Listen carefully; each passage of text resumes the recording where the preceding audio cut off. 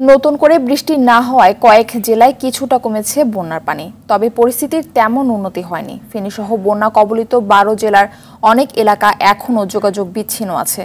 এসব জেলায় প্রায় ৯ লাখ পরিবার পানিবন্দী আছে। বন্যায় ক্ষতিগ্রস্ত হয়েছে প্রায় ৪৫ লাখ মানুষ। সবচেয়ে খারাপ অবস্থা ফেনীর।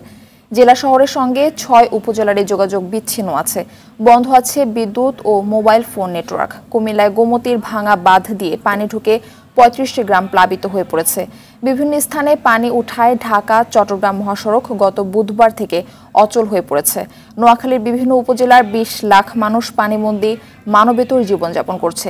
লক্ষ্মীপুরে বিদ্যুৎহীন আছেন ২০,০০০ গ্রাহক। ব্রাহ্মণবাড়িয়ার আখাউড়ায় নতুন করে বৃষ্টিপাত না হওয়ায় বানভাসী মানুষের মাঝে স্বস্তি মিলেছে। তবে এখনও পানিবন্দী আছেন ১৫০০ পরিবার। বন্ধ আছে আখাউড়ার স্থলবন্দরের কার্যক্রম। এছাড়া সিলেট, হবিগঞ্জ, মৌলভীবাজারে বন্যা পরিস্থিতির উন্নতি হচ্ছে।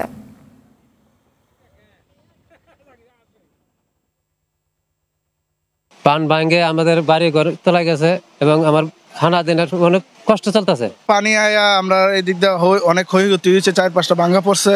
১-১.৫ হাজার খানি জমি আছে। এই জমিগুলো এই পানির জন্য সবই তলিয়ে গেছে। এই বাঁধটা যদি না বাঁধে তাহলে আমাদের যে জমিগুলো আছে এই জমিগুলো করতে পারবে না।